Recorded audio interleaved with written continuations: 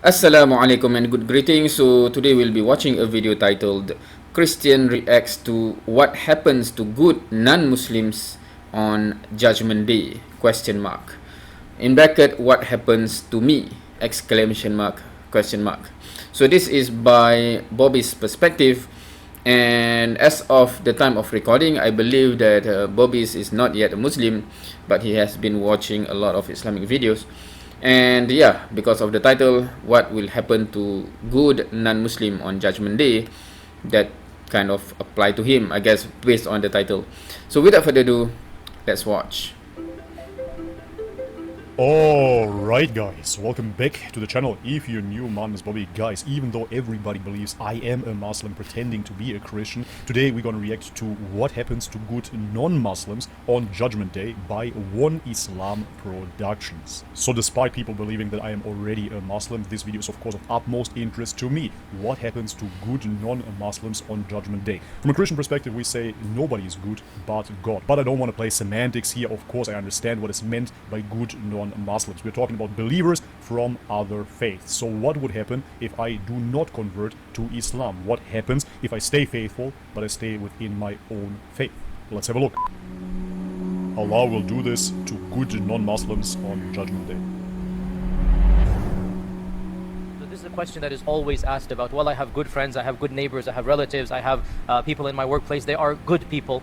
Or maybe I don't know them, but there are a lot of good people in this world. What will happen to them in the akhirah? So no one can ask Allah and challenge Allah in what Allah does. لا يسأل عما يفعل وهم يسألون. No one, لا يسأل عما, whatever Allah does, nobody can ask him. He is not asked about what he does. This is what the Quran says. Absolutely correct. He is not accountable to anybody. He is the only one. Why would he account to you? لا يسأل عما يفعل وهم يسألون. They will be asked about what they do. Exactly. So that is the first point to answer this question, and that is, we are not in a position to challenge Allah subhanahu wa ta'ala. Allah follows his own laws and he has legislated those laws. The second point. Okay, so this is important in the sense that because some atheists especially, when they challenge religion, the question tends to be, why would God do that? And that challenge is within the premise that they don't really believe there's a God. Or even more interesting, they would want to conclude whether there is God or not based on the answer of that question. Or if God's like that, then, but the establishment whether there's God or not, it should be more basic, more foundation, right? And from the observation of this world, we can already conclude that. And then going further, if you have already understood that God is the one that created us all, who are we to question that creator of all of this in terms of what he decided to do when he has laid out, this is the, I don't know, yardstick, or this is the judgment criteria, etc. It's for us to be asked whether we comply or not. It's not us asking, why are you setting this as the criteria, right? I think that basic foundation is perhaps the foundation of most religion. I'm not sure whether there are certain religion that is built upon we will accept as long as we agree to it. We agree to, meaning that the criteria, etc. I'm not sure about Christianity. My assumption is that because you believe that it is what is written in the Bible, for example, is not written by God, but it is really what God wants to be conveyed, hence you accept it as such, right? Is that, I assume it is like that. He is the creator of all laws. Why would he listen to your man-made laws? When it comes to assigning mercy, assigning adhab, assigning heaven and hell, we have a very, very clear rule. We do not assign individuals to heaven and hell. We do not assign personalities to Jannah and Nar, to Rahmah and Adhab. We talk about generalities, not specifics. What do you mean? Your friend Michael dies. No one has the right to say if Michael died as a Muslim or non-Muslim, he's going to go to heaven, he's going to go to hell. No one. Your friend Mustafa. This is absolutely beautiful to me, and I fully agree with this. Please let me know in the comment section if this is correct, what the speaker here says, but this is exactly how I view the world. Nobody can decide if you go to heaven or hell but God. No scholar, no imam, no priest, nobody on the internet, no matter what they've read, nobody knows but God. Dies. No one can say Mustafa was a pious man, he's going to go to Jannah. Doesn't matter. We are quiet about individuals except if Allah has said تَبَّتْ يَدَ أَبِي لَهَبٍ وَتَبْ مَا أَغْنَ عَنْهُ مَالُهُ وَمَا كَسَبْ سَيَصْلَى what? نَارًا. We can say Abu Lahab is in nar because Allah says so. Otherwise, we are quiet about individuals. We never assign any individual to any specific fate, but we speak in generalities. We speak with conditions. Those who believe and do righteous deeds will go to Jannah. This is generalities. Those who reject Allah will go to Jahannam. This is generalities. Yes. Mustafa, Michael, who might have done this and now we are quiet because we do not know what is inside of them. Okay? The third point. You do not know their heart, only God knows their heart, and ultimately only God can decide, as we said already, if they go to heaven or hell, what they deserve. It's not for us to say. It is very, very clear in the Quran and Sunnah that there's a saying in Arabic, التكرار يعلم الحمار, which translates to repetition teaches the donkey. there is one path that leads to Jannah. Sure. Inna deena inda Allahi al-Islam. The religion that is acceptable to Allah is al-Islam. Here I have a question for you guys. Please let me know. The speaker says Al-Islam, but in the Quran I didn't read this. I read Islam. So Islam as the submission to God. Are we speaking about religion, or are we speaking about submitting to God? If we were to submit to God, if we were a believer despite the religion, we're not attributing anything to Allah, we're not connecting partners to Allah, we simply believe in one God despite the religion. Are we going to heaven or hell? Is this what is meant by it? Because I couldn't find Al-Islam in the Quran, but yet again I stand corrected. I have read only a translation. I haven't read it in Arabic, so please guys let me know in the comment section what you think. So inna dina indallahil Islam, right? So of course if you just take it that inna din indallahil Islam, right? So of course we just take it out, there's al-Islam there, so that is correct. But of course meaning of Islam is submission, full submission to Allah alone. So just commenting on that question, it both applies, right? Meaning that the verse says al-Islam from the perspective of, you know, what religion is it? Islam. But what is the meaning of Islam? Because Islam is not a badge that you put on yourself, says I'm Islam regardless of what you actually do and perform. Because submission to God is not just proclamation that God is great, something like that, right? Meaning that or acknowledging that God exists. That is not submission. Submission is because unless God just acknowledge me or my existence, then perhaps that would be submission. But when God have already sent down commandments, instructions, etc., so submission includes actions, not just belief, right? So hence it's both the belief plus the action based on the instruction. Allah says in the Quran, قل كونوا هودا أو نصارى قل ما تهتدوا بل ملة إبراهيم حنيفا وقالوا كونوا هودا أو نصارى تهتدوا. They said, not Allah, they said, be Yahudi, be Nasrani, you shall be guided. Bal, no. Bal here is harfu idrab, you negate what preceded it. No, I will follow the millah of Ibrahim who worshipped Allah alone. Yes. Sure. Allah subhanahu wa ta'ala says in the Quran, وَمَنْ يَبْتَغِ غَيْرَ الْإِسْلَامِ دِينًا فَلَنْ يُقْبَلَ مِنْهُ وَهُوَ فِي الْآخِرَةِ مِنَ الْخَاسِرِينَ. This is the most explicit verse in the Quran that is imaginable. You cannot even word a verse that is more explicit. It's not even possible in the Arabic language. Whoever chooses any other way of life, yes, other than Islam, it shall not be accepted of him. And exactly, he shall be right. Any other way except Islam, but not al-Islam. I'm not playing semantics here, guys. I'm really genuinely interested. I want to understand if the verse is talking about the religion of Islam, and then of course we could go further and talk about Shia Islam or Sunni Islam. I know this is a very heated subject. Or are we speaking about Islam, the submission to God, which then would mean, of course, that God wouldn't accept anything but full submission to him, and that's that. The hereafter amongst the losers. You cannot get more explicit than this. So I have commented, I think I have commented on that in my first comment or previous comment.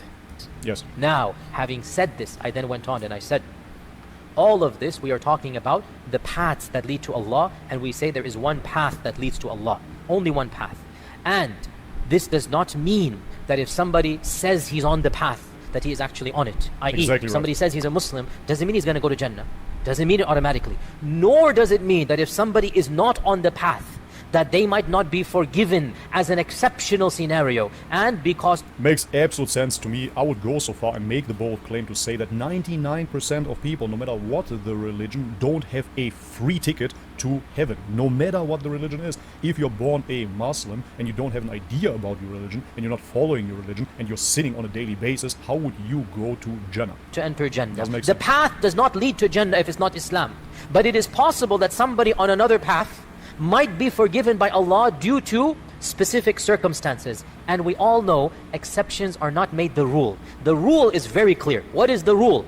Whoever searches for a religion other than Islam, whoever chooses a religion other than Islam, it shall not be accepted of him, and he shall be from the losers in the hereafter, from the khasirin in the hereafter. So, it is possible that a person is not a Muslim and ends up in Jannah. That is an exception. We never make it the rule. We never say, oh yes, non-Muslims are entering heaven. No! Or else you say something like this, the purpose of Islam becomes meaningless. Yeah, absolutely. We said there are exceptions. If we're talking about organized religion now, you cannot make such statements because that would defeat the purpose and that would crumble the faith. As a firm believer, you of course have to be of the utmost conviction that your religion brings you to heaven. How do we know there are exceptions? Firstly, Allah says in the Quran, لا يكلف الله نفسا إلا وسعها. And Allah says in the Quran, وَمَا كُنَّا مُعَذِّبِينَ حَتَّى نَبْعَثَ رَسُولًا. We will not punish anyone until the Prophet has been sent. And that So that is, okay, this is a core message in Islam, in the Quran, that no one in the Quran that ends up being punished,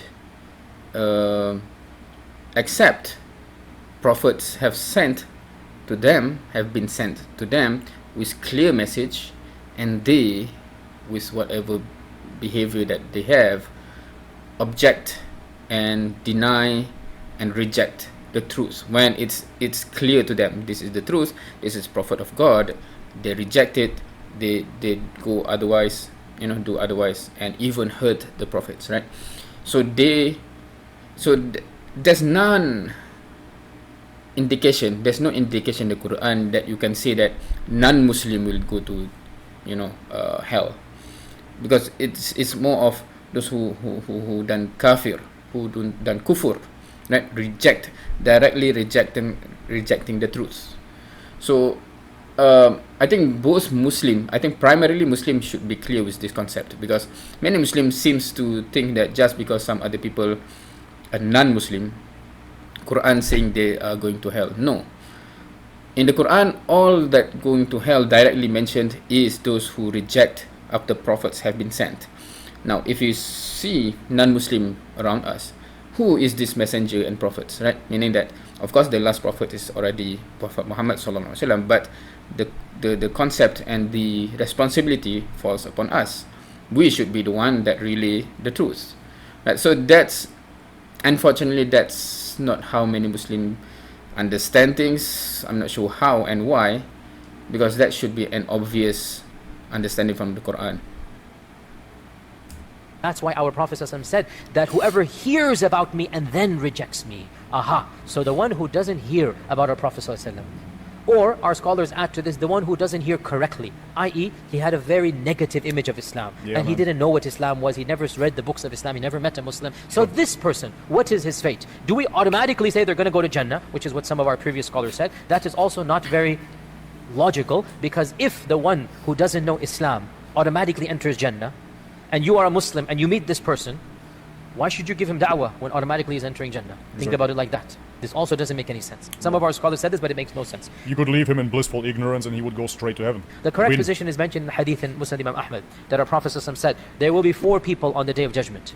And he mentioned them. The old man who couldn't think straight when Islam came to him, the decrepit old man, number 1. Number 2, the deaf person. Remember, before there was sign language, a person born deaf meant he is not communicating. Nobody could talk to him, doesn't understand anything. Helen Keller inventing sign language changed the whole world for that group of people and allowed them to communicate. Otherwise, for centuries and centuries, a person born deaf could not communicate with anything. And so there was as if they were living in a different dimension. So the one born deaf and the one born between 2 prophets, Ahl al-Fatra, right? And the one up to, the no prophet was sent to. So the Prophet mentioned categories. They will say to Allah on Judgment Day, oh Allah, it's not our fault.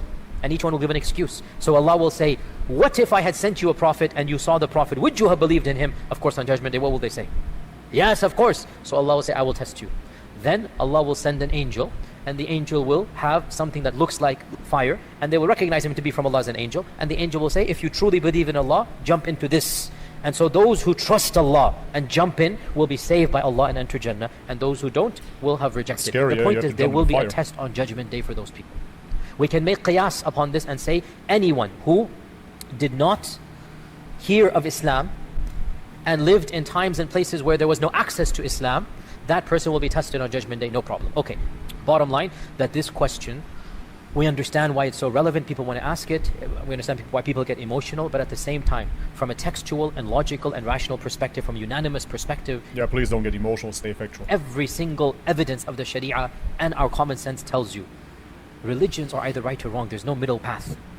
No. Yes, we live in this world in peace and harmony, no question about it. Yes, we have good adab, no question about it. Yes, we are kind and merciful, no question about it. But on Judgment Day, there is one religion that will be rewarded, and there is one religion that is correct. That you cannot both simultaneously be correct. Either it is okay to worship an idol, or it is not okay. Sure, but yet again, I have to say, for me personally, I'm not a scholar, I was just reading the Quran by myself or the translation of it, and for me, the takeaway point was, you have to submit yourself to God. And this is why I have to say, simply by belonging to the religion of Islam, I don't see people going to heaven. I don't think that you just enter heaven because you became a Muslim. You have to do the work. You have to submit your will to God. And only like that, by submitting your will and letting go of your ego, letting the will of God manifest on earth through you, only like that you can enter heaven. This is how I see Do it. you bow down in front Yeah, this is correct, right? Meaning that just because you claim to be a Muslim doesn't guarantee you anything.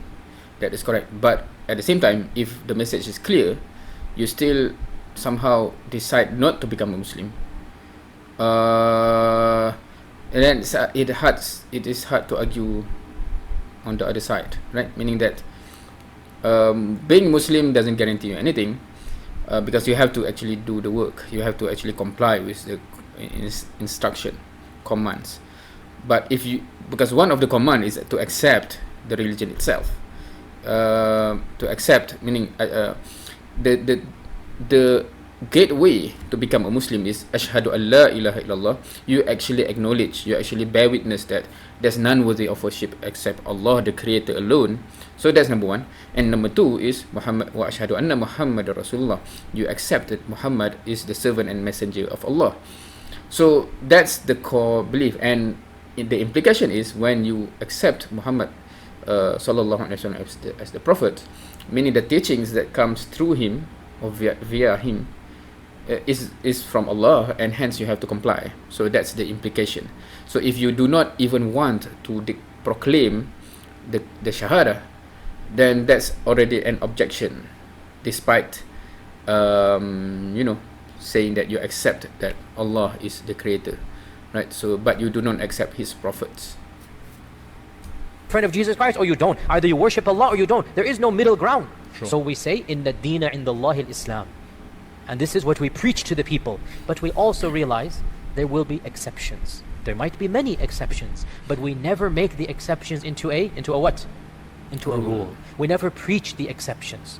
Because when you preach the make sense as exception, a- you're for negating the religion. rule. Yeah, You don't cannot go make and that. tell people, oh guys, don't worry, many people will be forgiven on Judgment Day, go ahead and commit sins. No, you don't do that, do you? You say the general rule, the sinner is going to be punished. That's what we preach, right? Simple. That's the whole purpose. Similar thing goes over here. Especially if you look at Islam as a social construct, not only as a spiritual faith, but as a political system, as a social construct, as I said, then especially you have to have those firm rules for your society. If you want to have an Islamic society, you cannot say, oh well guys, actually it doesn't matter, you can do whatever you want and you're still going to go to heaven. Preach, there is one way.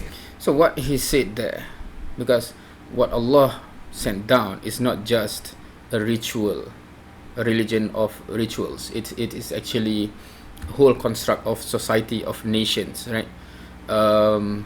Yeah, and that is part of, because if you believe that is among the things that Allah commanded, that's part of the thing that you have to accept and implement. You need And firm on rules. the Day of Judgment, there will be exceptions. Now, one final point. Again, I went into a lot of detail, but this is very sensitive issues, and people get very emotional. Understandably. One